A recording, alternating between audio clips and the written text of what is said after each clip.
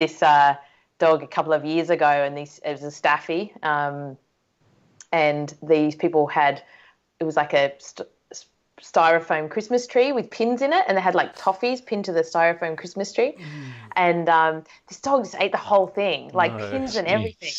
And so we took this x-ray, and this x-ray was full of, as we found out, 87 pins in this dog's stomach. Short. And for us, Christmas is the busiest time of the year in the hospital.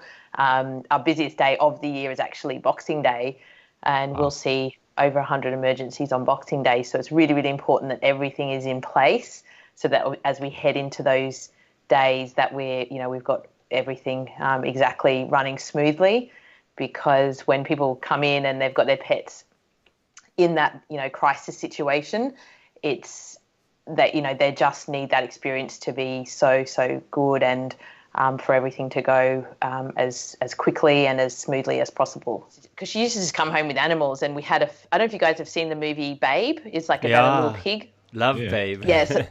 Yeah, so that was filmed like right close to us in that part of Australia. Oh, cool. And at the end of the filming, they didn't know what to do with the sheep, right? Because they'd kind of done what they were there to do, and they were really trained. They, blow a whistle, and they would line up, and they'd been a lot of time gone into their training. But it was like, what do we do with these sheep? And there was this suggestion that they might just go to the slaughterhouse. And of course, my mum got wind of this because she was friends with the trainer, and the next thing, she just brings home this whole load of sheep, and they just end up in our backyard. And so all the sheep from Babe just lived out their happy life.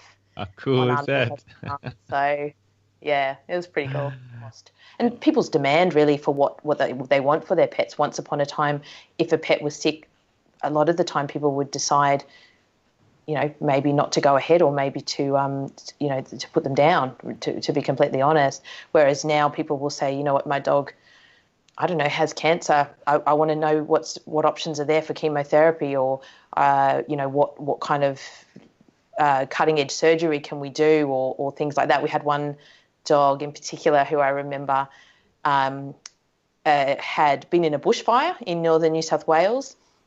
And he came in and he had burns to, majority of his body, 60, 70% of his body. And when he came in, we put him straight into an induced coma and put him in the ICU, straight into vet school. And it's very different now. You can very easily, if you get marks, if you don't get marks to get into vet school, but you get into doing a science degree, for example, or even I have a friend who did a vet tech degree, and then transitioned across to vet science. Yes, it makes a longer road, but I think putting that pressure on yourself that I have to get that mark, and if I don't get that very top mark, because it's difficult to do, then that's career path is completely not available to me. And that's just not true. There's a lot of people who will go and do a year of science and then transition into vet science. And I believe that's actually a lot easier pathway. And sometimes that first year when you're going into university is a chance just to get yourself used to it, probably get a bit of, I don't know, wildness out of your system before you actually get into vet school, which is pretty intense. And cats are trickier. Cats have they have a lot of weapons going on there. So, they can really inflict way more damage, because if they really go, then, you just cop it, then they can be really nasty. They've certainly put them staff in hospital. Which would be fantastic, because actually that's one thing that we discussed with the producers. It's really is an essential part of it to see what the outcome was at the end of the day. And so I'll have the something that I've never really been able to do that much before, which is following those patients back to health, back home, seeing them at home, meeting those awesome.